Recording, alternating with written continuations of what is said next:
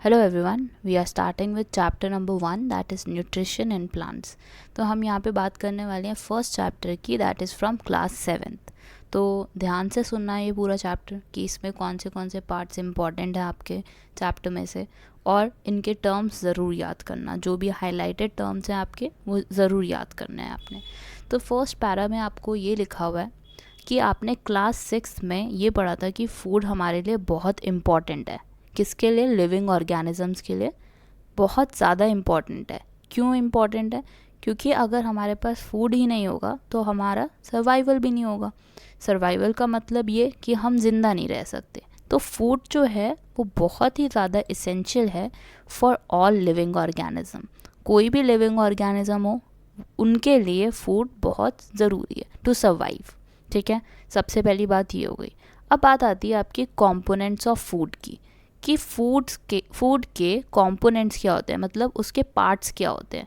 तो हमारा जो मेन पार्ट होता है फूड का, एक होता है कार्बोहाइड्रेट, दूसरा होता है प्रोटीन्स, तीसरा है फैट्स, विटामिन्स एंड मिनरल्स। तो हमारे जो फूड होता है वो इन सभी चीज़ों से बना होता है। उसके अंदर थोड़े न्यूट्रिएंट्स होते हैं, उनको हम बोलते हैं carbohydrates, proteins, fats, vitamins and minerals. तो ये सारे न्यूट्रिएंट्स आपस में जब मिलते हैं तो उनको हम क्या बोलते हैं? Components of food. और ये सारे न्यूट्रिएंट्स हमारी लाइफ के लिए या हमारे सर्वाइवल के लिए बहुत ज़्यादा ज़रूरी हैं। तो एक मेन टॉपिक हमने ये सीखा कि न्यूट्रिएंट्स क्या है। न्यूट्रिएंट्स क्या होते हैं हमारे? Carbohydrates, proteins, fats, vitamins and minerals. Next है आपका, नेक्स्ट पार्ट है आपका, उसमें बोला है all living organisms require food. सभी लिविंग ऑर्गेनिजम्स को क्या चाहिए? खाना चाहिए सर्वाइवल के लिए। Plants can synthesize food for themselves, but animals including humans cannot. अब जो प्लांट्स होते हैं आपने बहुत बार सुना होगा कि वो अपना खाना खुद बनाते हैं। जो हम होते हैं, जो हम एनिमल्स हैं, वो हम अपने बॉडी में खुद अपना खाना नहीं बना सकते। लेकिन जो प्लांट्स होते हैं, प्लांट्स अपनी बॉडी में खुद ही खाना बनाने की कैपेसिटी रखते हैं। लेकिन जो एनिमल्स हैं, एनिमल्स ले लो या ह्यूमंस ले लो, वो अपना खाना खुद नहीं बना सकते। उनको क्या करना पड़ता है? उनको प्लांट्स के ऊपर डिपेंडेंट होना पड़ता है या एनिमल्स के ऊपर डिपेंडेंट होना पड़ता है। तो they get it from plants और animals that eat plants. Thus humans and animals are directly और इनडायरेक्टली डिपेंडेंट ऑन प्लांट्स। तो ह्यूमंस ले लो और एनिमल्स ले लो, वो किसके ऊपर डिपेंडेंट है? They are dependent on plants. अगर हमें खाना खाना है तो हमें क्या करना पड़ेगा? प्लांट्स की हेल्प लेनी पड़ेगी कि हम अपना खाना खुद बना सकें। ठीक है, तो ये ध्यान रखना कि जो प्लांट्स होते हैं वो अपना खाना खुद बनाते हैं, और जो ह्यूमंस होते हैं और जो एनिमल्स होते हैं वो किसके ऊपर डिपेंड करते हैं? प्लांट्स के ऊपर। तभी उन्हें खाना मिल पाता है। नेक्स्ट है आपका mode of nutrition in plants. Nutrition कहाँ से मिलते हैं प्लांट्स को?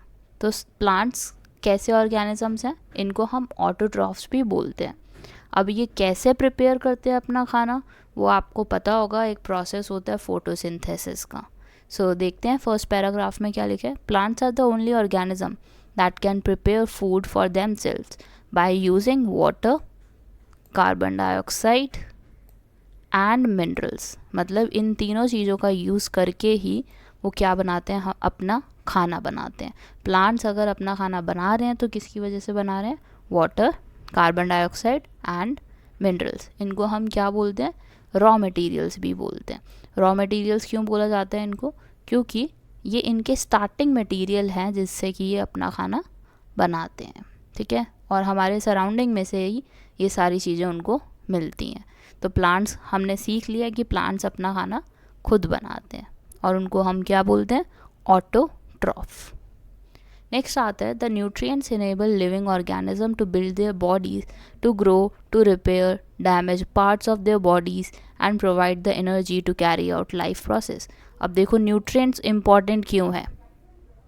वो हमारी बॉडी को बनाने में हेल्प करते हैं, ग्रो करने में हेल्प करते हैं, हमारा डैमेज रिपेयर करने में हेल्प करते हैं। जैसे हमें कभी चोट लग जाती है या हमें कोई डिजीज़ हो जाती है तो उसको अगर हमें रिकवर करना है उससे, तो हमें क्या करना पड़ेगा? खाना खाना पड़ेगा, और अच्छा खाना खाना पड़ेगा, अच्छे न्यूट्रिएंट्स लेने पड़ेंगे ताकि हम अपने सर्वाइवल कर सकें। और अगर आपको एनर्जी चाहिए तो एनर्जी भी कहाँ से मिलेगी आपको? न्यूट्रिएंट से। न्यूट्रिएंट्स कहाँ से मिलते हैं? फूड से। तो एक ही बात बार बार बोली गई है कि फूड बहुत ज़्यादा हमारी बॉडी के लिए इम्पॉर्टेंट है। नेक्स्ट है आपका nutrition is the mode of taking food by an organism. ये है इसकी डेफिनेशन न्यूट्रिशन की, कि nutrition is the mode of taking food by an organism and its utilization in the body. तो जो भी न्यूट्रिशन हम लेते हैं उसको एक तरीका माना जाता है taking food by an organism and its utilization. उसका यूटिलाइजेशन होना भी बहुत इम्पॉर्टेंट है हमारे बॉडी में। अब आता है बहुत इम्पॉर्टेंट पार्ट आपका ऑटोट्रॉफ और हेट्रोट्रॉफ का। तो इसके बीच में आपसे डिफरेंस भी पूछा जाता है कि ऑटोट्रॉफ्स क्या होते हैं और हेट्रोट्रॉफ्स क्या होते हैं। तो ऑटोट्रॉफ्स वो होते हैं जो अपना खाना खुद बनाए। देखो ऑटो का मतलब क्या है? सेल्फ। सेल्फ का मतलब क्या होता है? खुद। ट्रॉफोस का मतलब क्या है? नरिशमेंट। तो नरिशमेंट कहाँ से मिलेगी उनको? सेल्फ नरिशमेंट करते हैं वो, क्योंकि हमें पता है कि वो अपना खाना क्या कर रहे हैं? खुद बना रहे हैं। उनको क्या बोला जाता है? ऑटोट्रॉफिक। ऑटोट्रॉफिक भी बोलते हैं, ऑटोट्रॉफ्स भी बोलते हैं इनको, ठीक है। तो जो अपना खाना खुद बनाते हैं उनको ऑटोट्रॉफ्स, और जैसे एनिमल्स हो गए या प्लांट्स हो गए, सॉरी एनिमल्स हो गए या ह्यूमन बींग्स हो गए, they are dependent on plants. किसके ऊपर डिपेंडेंट है वो? प्लांट्स के ऊपर डिपेंडेंट है फॉर देयर फूड। तो उनको हम क्या बोलते हैं? हेट्रोट्रॉफ्स। और हेट्रो का क्या मतलब है? अदर। अदर मतलब कि दूसरों के ऊपर डिपेंडेंट है। ऑटो का क्या मतलब था? सेल्फ। अब इसी तरह नेक्स्ट पैरा पे आते हैं। So it says now we may ask where the food factories of plants are located, whether food is made in all parts of a plant or only in certain plants. How do plants obtain their raw materials from their surrounding? How do they transport them to the food factories of plant? तो अब वो हमसे ये questions पूछ रहे हैं कि कैसे खाना बनता है फूड में और कहाँ कहाँ बनता है। क्या वो पूछ रहे हैं कि हर जगह खाना बनता है प्लांट्स के अंदर? तो ऐसा नहीं है, कुछ कुछ जगह पे खाना बनता है और वहाँ से ट्रांसपोर्ट होता है। तो सबसे पहली लाइन देखो यहाँ पे, बहुत इंपॉर्टेंट लाइन है। उन्होंने बोला है कि leaves are the food factories of plant. जो लीव्स होती हैं वो उनको क्या माना जाता है? Food factories. फूड फैक्ट्रीज का मतलब क्या हुआ? कि वो खाना बना रही हैं। किसके लिए? प्लांट्स के लिए। All the raw materials must reach the leaf. सारे जो रॉ मटेरियल्स होते हैं जो भी हमने पढ़े थे, water, carbon dioxide and minerals, वो कहाँ तक पहुँचने चाहिए? लीफ तक पहुँचने चाहिए। नेक्स्ट उन्होंने बोला water and minerals present in the soil are absorb by the roots and transported to the leaves. Carbon dioxide from air is taken in. तो वाटर एंड मिनरल्स कहाँ डालते हैं हम? सॉइल में प्रेजेंट होते हैं। अब वो क्या करते हैं? जो रूट्स होते हैं उसके नीचे, वो एब्जॉर्ब करके ऊपर की तरफ भेजते हैं। और जो कार्बन डाइऑक्साइड होती है वो तो पता ही है आपको कि एयर में प्रेजेंट होती है, और अगर एयर में प्रेजेंट है तो वो वहीं से एक्सट्रैक्ट कर सकते हैं। अब देखो, through the tiny pores present on the surface of leaves, these pores are surrounded by guard cells, such pores are called stomata. अब जैसे आपको पता है कि हमारे पास लीव्स होती हैं, लीफ के ऊपर ना कुछ हमारे पोर्स होते हैं, उन पोर्स को हम क्या बोलते हैं? स्टोमेटा। स्टोमेटा क्या करने में हेल्प करते हैं? जो भी कार्बन डाइऑक्साइड होती है सराउंडिंग में, उसको एब्जॉर्ब करने की कोशिश करते हैं। देखो रूट्स क्या करती हैं? वो तो पानी पहुंचाती हैं लीव्स को, मिनरल्स पहुंचाती है लीव्स को। अब स्टोमेटा क्या कर रहे हैं? वो क्या प्रोवाइड करवा रहे हैं इनको? Carbon dioxide. क्योंकि स्टोमेटा किस पे है? It is on the leaf, it is on the leaf surface. तो वो क्या प्रोवाइड करवाएगा? Carbon dioxide. नेक्स्ट पैरा पे आते हैं। तो यहाँ पे लिखा है water and minerals are transported to the leaves by the vessels which runs like pipes throughout the root, stem and branches and leaves. अब आपको पता ही है कि रूट क्या होता है, स्टेम क्या होता है, ब्रांचेस क्या होता है, लीव्स क्या होता है। तो वहाँ पे ना उसके अंदर वेसल्स होती हैं। वेसल्स मतलब जैसे नसें होती हैं ना हमारी बॉडी में, वैसे ही इनकी बॉडी में भी पतली पतली सी बिल्कुल नसें टाइप सी होती हैं, और उसी के थ्रू सारा वाटर और मिनरल्स ट्रांसपोर्ट किए जाते हैं। और वो कंटिन्यूअस पाथ होता है। कंटिन्यूअस पाथ का मतलब कि बीच में कहीं टूटा नहीं होना चाहिए। अगर कहीं टूटी होगी वेसल तो उससे क्या होगा? वो न्यूट्रिएंट्स या कह सकते हो पानी उन तक नहीं पहुंच पाएगा। नेक्स्ट पैरा पे आते हैं। तो यहाँ पे लिखा है the leaves have a green pigment. कैसी पिगमेंट होती है उनकी? ग्रीन कलर की देखी होंगी ज़्यादातर। कुछ होती हैं जो ब्राउन कलर की भी होती हैं। तो जो ग्रीन पिगमेंट वाली होती हैं उनके अंदर क्या प्रेजेंट होता है, क्लोरोफिल। क्लोरोफिल क्या करता है, कैप्चर करने में हेल्प करता है किसको, एनर्जी ऑफ द सनलाइट, क्योंकि हमारे जो प्लांट है उसको एनर्जी भी तो चाहिए। एनर्जी कहाँ से मिलती है उसको, सनलाइट से। और कौन हेल्प करता है इनको सनलाइट एक्सट्रैक्ट करने में, क्लोरोफिल। ये ध्यान रखना, ये बहुत इंपॉर्टेंट पार्ट है इसका। This energy is used to synthesize food from carbon dioxide and water.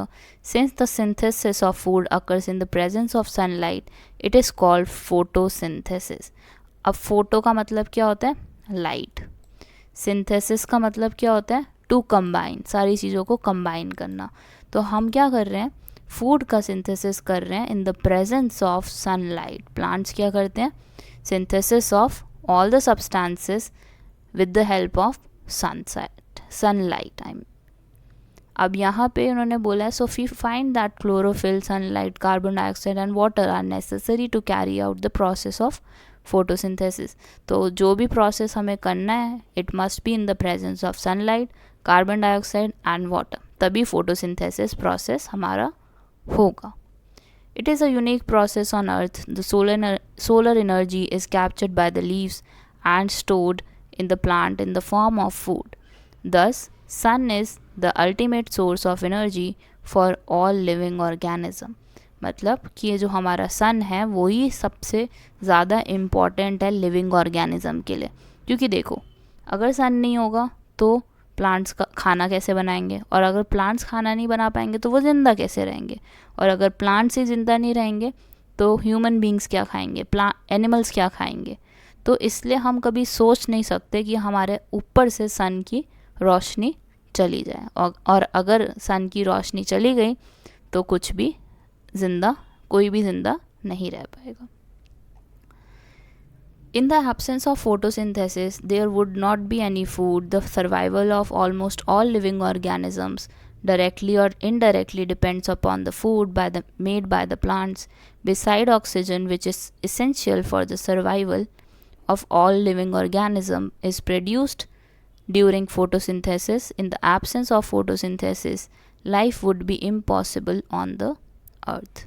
तो वो कह रहे हैं अगर फोटोसिंथेसिस नहीं होगा तो लाइफ पॉसिबल ही नहीं है, जैसे मैंने अभी आपको बताया था। During photosynthesis, chlorophyll containing cell of leaf in the presence of sunlight use carbon dioxide and water to synthesise carbohydrates. The process can be represented in an equation. ये देखो यहाँ पे ये इक्वेशन लिखी हुई है, ये आपको बहुत अच्छे से आनी चाहिए। इसका मतलब क्या है कि कार्बन डाइऑक्साइड और वाटर तो चाहिए उनको, सनलाइट भी चाहिए उनको, और एंड रिजल्ट देखो क्या मिलेगा, carbohydrate and oxygen. Carbon dioxide, water जब मिलते हैं तो सनलाइट की प्रेजेंस में, तो वो क्या रिलीज़ करते हैं, कार्बोहाइड्रेट एंड ऑक्सीजन। ये देखो यहाँ पे इन्होंने आपको गार्ड सेल्स दिखाए हुए हैं, यहाँ पे आपको स्टोमेटा दिखाया हुआ है।